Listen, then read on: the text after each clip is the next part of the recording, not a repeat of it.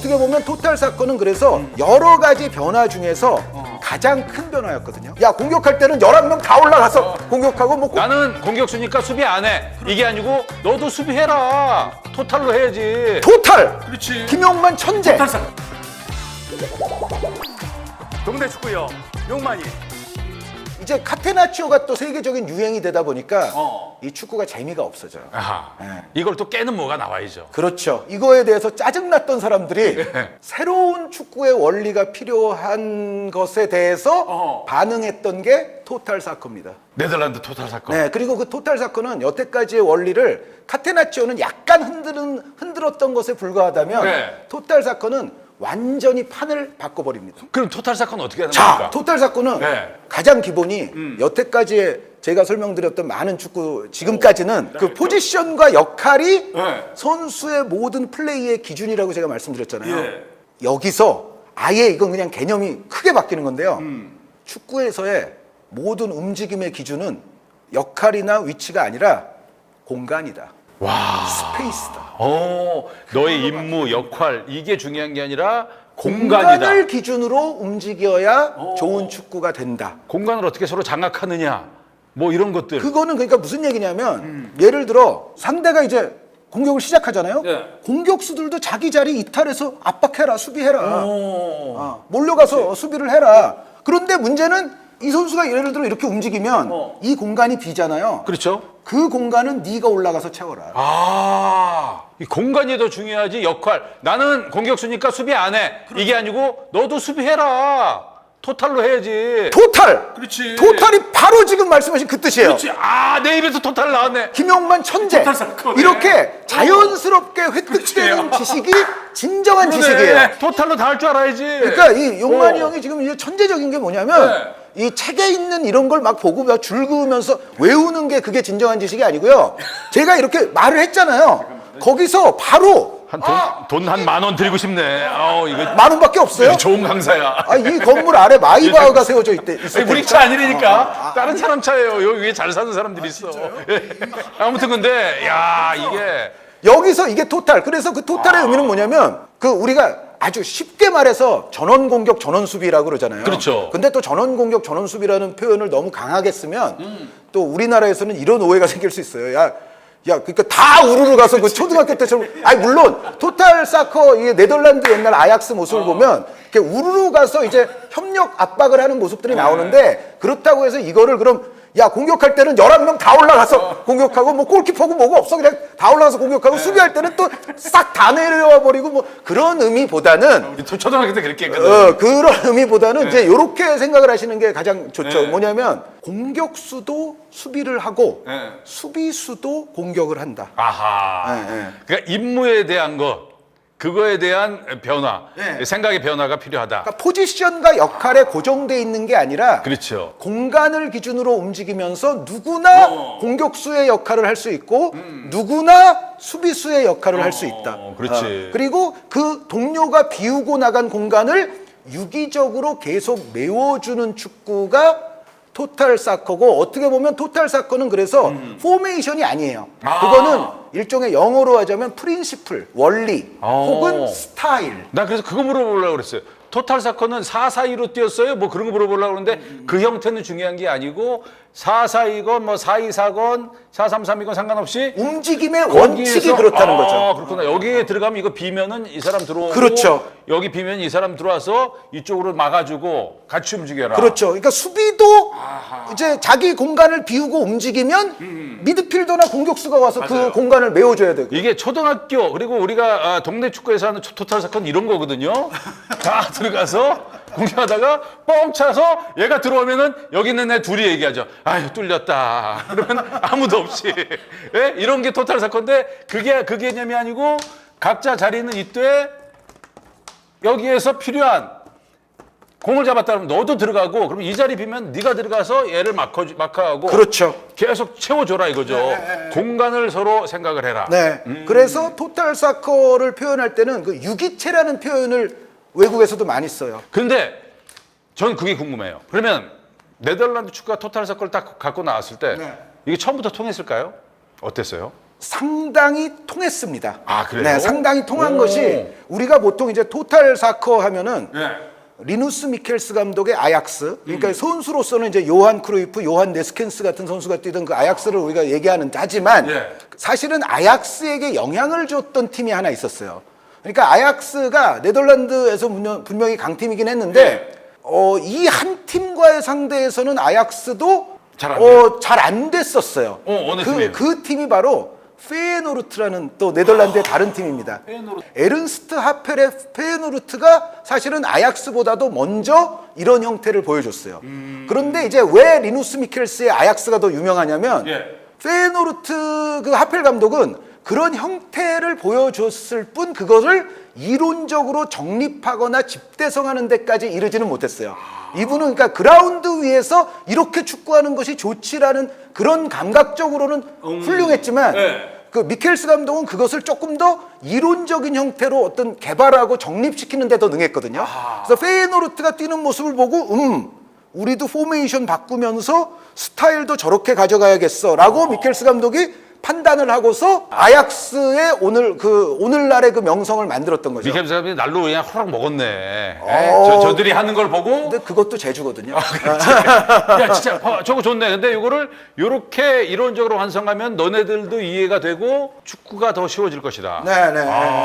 그래서 원래 그런 유형을 더 먼저 보여준 거는 하펠 감독의 페예노르트라고 얘기를 해요. 근데 야 근데 그거 보면은 네덜란드는 좀 이상한 나라인 것 같아. 특이해요. 왜냐면 우리가 이영표, 박지성도 어떻게 보면 지금 해버지가 그쪽으로 이제 해가지고 들어가서 뭔가 일이 일어났고 지금 보면은 아약스라든지 이런 페예노르트, 뭐 아인토벤 이런 팀들이 굉장히 전술적으로도 그렇고 유럽 축구사에 굉장히 좀 이렇게 좀 중요한 역할들을 많이 한 것 같더라고요. 바로 그렇습니다. 그렇죠. 그러니까 네덜란드가 아마 전술 역사에 있어서는 가장 중요한 나라라고 해도 과언이 아니다 싶어요. 아마 모든 나라 그냥 통틀어서 네. 전술에 가장 기여를 많이 한 나라 한 나라만 꼽으라 그러면 네덜란드가 맞죠. 그렇구나. 왜? 토탈 사커야말로 네. 여러 가지 변화 중에서 가장 큰 변화였거든요. 이 혁신적인 변화예요. 어떻게 보면 가장 그냥 큰 개념의 그렇죠. 발상의 전환이었고 어. 지금 클롭 감독이나 과르디올라 감독이나 혹은 그 전에 이제 바르셀로나 시절의 크루이프 감독이나 뭐 AC 밀란의 그 아리고 사키 감독이나 이 후학들은 사실은 이 토탈 사커의 이론적 원리에 사실은 자신의 어떤 세부를 다 더한 사람들이거든요. 그렇죠. 디테일을 더 발전시킨 사람들이라서 여기가 가장 큰 축구사의 전환이라고 본다면 네덜란드가 가장 큰 공헌을 했다고 해도 과언이 아니다. 지금 축구가 다 이러한 마인드로 뛰잖아요, 선수들이. 그렇죠. 전방 압박하고 하는 것도 그렇고. 다 나는 수비수야. 절대 움직이면 안 돼. 여기서 상대가 오면 나는 열심히 막는 것이 나의 임무고, 그리고 나는 상대 뭐 투톱 공격수가 있으면 이들을 따라다녀야 되고. 그렇죠. 이렇게 생각하는 요즘 축구는 없죠. 그렇죠. 송민 선수 죽어라고 수비하고 뛰어와가지고 이강인 선수도 요즘 그렇고 그 능력이 올라가면 사람들이 기뻐하고. 그렇죠. 이런 것들이 다 이때 야 토탈 정신적인 사커가 기본적인 원리를 바꿔놓은 거예요. 이런 걸 어떻게 발견했어요? 제가 발견했나요? 그런데 이제 아까 그러니까 토탈 사커는 원리이자 스타일이기 때문에 뭐 포메이션 자체는 아니지만 토탈 사커를 펼치기에 유력한 포메이션들은 있었죠. 그게 이른바 433 포메이션이나 343 포메이션입니다. 오늘날 우리가 이야기하는. 그렇죠. 예. 그건 왜 그렇습니까? 그 토탈 사커를 펼치기에 유리하다는 거는 아까 이제 토탈 사커의 팀은 하나의 유기체 같이 연동되는 올가니즘 뭐 이 얘기를 했잖아요. 그렇죠. 그러기에 가장 유력한 포진 중에 하나가 이게 여기서 일로 공격하는 거야? 여기가 수비, 여기가 공격인데 그냥 같아 보이죠? 근데 80년대 말 90년대 초에 바르셀로나를 이끌었던 요한 크루이프 감독 그리고 그 크루이프 감독 시절에 선수 생활을 했던 요즘의 펩 과르디올라 감독이 가장 선호하는 포메이션이 이겁니다. 숫자상으로 말씀드리면 3, 3, 3, 1 혹은 3, 3, 1, 3 뭐 이런 식으로 표현하면 되거든요. 여기가 다이아몬드 골이라서 다이아몬드 343이라고 말씀하셔도 됩니다. 그러네요. 요 포진이 왜 토탈 풋볼을 전개하는데 가장 좋으냐? 기본 삼각형이 자연스럽게 가장 많이 그려지는 포진이라 그래요. 그러니까 우리가 요즘 축구에서 이제 해설자들도 이제 그런 얘기를 자주 하지만 그 트라이앵글을 자꾸 연속적으로 만들어가야 좋은 축구가 된다라고 얘기를 하잖아요. 그렇죠. 예. 근데 트라이앵글 이제 삼각대형이라는 거는 기본적으로 동료가 볼을 잡고 있을 때 동료로 하여금 패스를 줄 수 있는 선택지를 최선으로 늘려주는 그렇죠. 진영이 되죠. 삼각이면 기본적으로 둘 중에 한 군데가 네, 되니까. 네. 그러니까 상대는 이 패스 경로를 차단하거나 제어하기가 그만큼 힘들어지는 거고요. 그렇죠. 그러니까 자꾸 계속 지속적인 움직임을 통해서 삼각형을 자꾸 만들어 가다 보면 점유율은 자연히 높아지고 우리는 아주 주도적인 축구를 할 수 있고 위치 변경의 선수 간의 포지션 체인지도 아주 상당히 유연하게 일어날 수 있고 그런 거거든요. 그런데 그런 형태를 만드는 기본 포메이션으로는 이런 형태가 가장 좋아요. 야, 여기 근데 삼각형이 보니까 많네요, 진짜. 이 안에 도형이 있네. 여기도 삼각형, 여기도 삼각형, 다 삼각형이에요. 네, 그런데 이제 이런 형태로 가다 보면 3백이 지니는 또 수비적인 위험성도 좀 존재하긴 하거든요. 그렇죠. 네, 그래서 현대 축구는 어찌됐건 이제 4백이 많지 않습니까? 그래서 이제 현실적으로 4백을 쓴다고 했을 때는 좀 전 같은 유형의 포진을 삼각형을 만들기에 그래도 가장 좋은 게 4-3-3입니다. 근데 이 포메이션은 아시다시피 나중에 2000년대에 들어서 과르디올라 감독의 바르셀로나도 전형적으로 4-3-3을 쓰죠. 맞아요. 부스케츠, 차비, 이니에스타. 이니에스타. 그리고 예를 들어 메시, 메시, 비아, 페드로. 그래서 4-3-3이 그러니까 토탈 사커 이퀄 4-3-3은 절대 아니에요. 그러니까 토탈 사커는 포메이션이 아니기 때문에 토탈 사커를 구현하기에 그래도 4백을 쓸 때 가장 좋은 포즈는 4-3-3이다로 돼 있죠. 그리고 이 4-3-3은 언제든 3-4-3으로 변형하기가 쉽거든요. 여기 부스케츠 선수가 내려가는 움직임이 있잖아요. 그렇죠. 예, 예. 그리고 윙백들이 올라가면 3-4-3이 되고 바로 3-4-3 네, 바로 3-4-3이 되고 여기서 이제 그 중원이 아까 같이 약간 다이아몬드 골이 되면은 그때는 더 아주 이상적인 삼각형이 많이 그려질 수가 있죠. 이렇게 되는 순간 바로 아까처럼 이 모양이 되니까. 유기적으로 서로 그러면 이게 3-4-3 하다가 바로 4-3-3으로도 변할 수도 있고 3-4-3이 4-3-3으로 4-3-3이 3-4-3으로는 변경이 수월해요. 수월하죠. 예. 야, 이 축구까지가 왔는데 이게 이제 토탈 사커.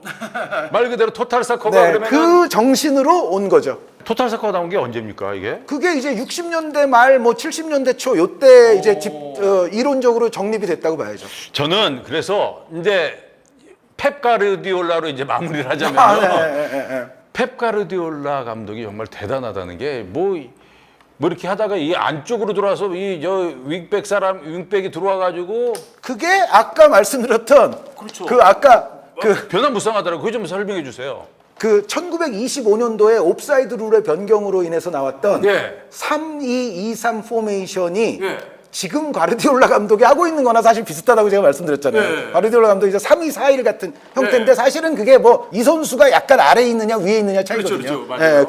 그래서 지금 말씀하신 것처럼 풀백을 안쪽으로 좁혀 들어오면서 이제 가짜 풀백처럼 이제 활용을 하고 중앙 미드필더처럼 활용을 하는데 요즘 이제 3백이 좀 유행을 타는 가장 큰 이유는 후방으로부터의 체계적인 빌드업을 하는 데 있어서는 3백이 2명의 센터백이 있는 4백보다는 좀 더 유리한 포진이라는 어떤 그 이론적인 원리 때문에 그렇습니다. 일단 이런 식으로 있다고 쳤을 때 상대 선수들이 상대가 예를 들어 투톱이 있어서 이런 식으로 압박이 들어오면 골키퍼 입장에서는 측면으로 볼을 보낼 수밖에 없거든요. 이제 센터백으로 보내는 건 이제 위험하다는 생각에서. 근데 측면으로 볼을 보내는 거는 상대가 원하는 결과예요. 상대 측면 미드필더 그리고 측면 수비, 중앙 미드필더까지 해서 싸버리네. 측면에 가둬놓고 순간적으로 싸버리는 그러니까 거죠. 축구의 이제 빌드업에 있어서의 가장 빌드업을 막는 거에 있어서의 가장 기본은 상대의 패스를 어쩔 수 없는 곳으로 보내게끔 강요를 한 다음에 그 곳으로 보냈을 때 거기서 뺏어버리겠다는 거거든요. 그런데 이제 이 기본적으로 센터백이 둘밖에 없으면 선택의 폭이 굉장히 좁아져요. 그런데 3백이 되면 골키퍼로부터 빌드업을 하기가 조금 용이해집니다. 기본적으로. 그러니까 줄 데가 세 군데나 있고 베이스는 기본적으로 3백으로 가는 것이 그러니까 빌드업을 적어도 할 때는 아래쪽에 베이스를 3명을 둬야 조금 더 유연한 빌드업을 할 수 있다. 아니 물론 그럼 이런 질문이 가능해요. 그러면은 지금은 이렇게 3명 붙여버리지? 그런데 이제 상대팀은 뭐 12명, 13명이 하는 게 아니잖아요. 상대팀도 똑같은 숫자로 하기 때문에 이런 식으로 만약에 붙이면 이때는 측면이나 이 중원 쪽에 이쪽에 꼭 공간이 나더라고 네, 이렇게. 여유가 생기는 네. 우리 편 선수가 눈에 띌 수가 있습니다. 그리고 이럴 때 예를 들어 좀 전에 말씀해 주신 것처럼 윙백을 안쪽으로 보내죠. 네. 그러면은 골키퍼는 요즘 또 발을 잘 쓰는 골키퍼들이 네. 선호되잖아요. 그럼 요로 쏙 보내면 되죠. 그래서 아까처럼 그리고 2명을 붙이면 이때는 예를 들어 뭐 붙이면 중앙을 통해서 나갈 수도 있고. 그래서 기본 빌드업의 베이스는 세 명의 센터백을 두는 것이 요즘 축구에서는 많이 선호가 돼요. 수비 시에는 제가 아까 4-4-2 쓰는 게 일반적이라고 말씀을 드렸어요. 왜냐하면 이 4-4-2의 최대의 강점은 68m, 105m의 공간을 가장 균일하게 분할할 수 있는 게 4-4-2거든요. 근데 그 대신 이 4-4-2의 단점은 아까 말씀드린 그런 삼각형 같은 거를 자연스럽게 만들기가 대단히 힘듭니다. 아 그러네요. 이게 뭐 전부 다 사각형인데 여기. 네, 그러니까 이 4-4-2의 최대의 단점이 공격 루트가 단조로워진다는 거거든요. 그래서 요즘 축구에서 가장 또 많은 팀들이 구사하는 거는 수비 시에는 4-4-2를 쓰더라도 빌드업을 할 때는 포진을 변경하는 겁니다. 예를 들어 뭐 4백을 쓰고 있다 하더라도 아까처럼 예를 들어 중앙 미드필더가 가운데로 한 명 내려오면 이제 3백이 될 수가 있죠. 그렇죠. 빌드업 시에는. 그러니까 나는 우리 프로축구 감독님들이 얼마나 이 전술하면서 머리 아플까 싶어요. 왜냐면 이걸 다 할 거 아니에요. 상대가 지난번에 보니까 여기서 이렇게 내려가서 여기서 뭐 이렇게 풀고 나오는데 이거를 분명히 빠질 거다. 그럼 이걸 붙어줘라. 이거 딱 하면 들어가라. 바로 그렇습니다. 뭐 이거 하면 또 저쪽에서는 그거에 맞춰서 또 전술을 풀고 나오고 그럴 거 아니에요. 아 잠깐만 이제 머리 아프기 시작했어. 포메이션이 118이 좋았어. 아 그렇죠. 네, 단순한데 깔쌈하니 그게 쫙 토탈 사커로 넘어와서부터 머리 아프기 시작하네 이게. 어떠한 포지션의 선수이든지 간에 토탈 사커의 그 철학에서는 모두가 모든 역할을 사실 할 수 있어야 되거든요. 그렇죠. 그래서 펩 과르디올라 감독이 가장 중시하는 거는 이른바 포지셔널 플레이라고 해서 축구장의 공간을 이제 여러 개로 분할을 해서 어떤 그러니까 뭐 A, B, C, D, 뭐 E, F, G 여러 공간이 있으면 내가 B 공간으로 들어갔을 때는 어떤 플레이를 해야 하고 내가 A 공간으로 들어갔을 때는 어떤 플레이를 해야 하고 상대와 볼과 동료의 위치에 따라서 내가 어느 공간을 활용해야 되고 어느 공간을 비워줘야 되는지를 세밀하게 정리한 감독이 펩 과르디올라예요. 그러니까 대박이네. 네. 쉽게 얘기해서 너는 왼쪽 수비인데 이런 역할을 해야 돼가지고 얘가 들어왔을 때 이 공간에서는 뭘 해야 되고 이 공간에서는 어떻게 어떤 역할이고 여기 그러니까 구획별로 나눠서 이렇게 되는 그렇죠. 얘가 여기 있으면 옆에 있는 얘는 어떻게 해야 되고 얘네 둘이 여기 있으면 얘는 또 어떻게 해야 되고 아니 보니까 역시 그 세계적인 명장이 괜히 나오는 게 아니고 계속해서 사실은 그 정도 우승했으면은 좀 이전에 했던 것도 하면 되거든요. 그런데도 계속해서 새로운 걸 만들고 자 어찌됐건 뭐 우리가 이렇게 해서 땀 흘리시는 거 봐. 정말 나는 이런 목이 다 쉬고 있습니다. 이런 열정이 난 진짜 이러니까 책 20권씩 이상씩 감수하고 사실 뭐 그 축구라는 것이 저는 그게 오늘 딱 듣고 너무 몰랐던 사실이었어요. 토탈 사커가 어떤 그 당시에 그리고 지금의 축구의 선수들의 모든 축구 감독들의 생각을 변화하게끔 만든 생각의 전환을 갖고 오게 한 그런 전술이었다. 네, 그리고 이 한국 개그 역사에서 이 또 개그계의 패러다임, 그 발상의 전환, 개념의 전환을 이끄신 분들이 김국진, 김용만. 그만해. 그만해. 요즘 사람들 잘 몰라요. 거기서부터 이제 한국 개그가 많이 바뀌지 않았어요?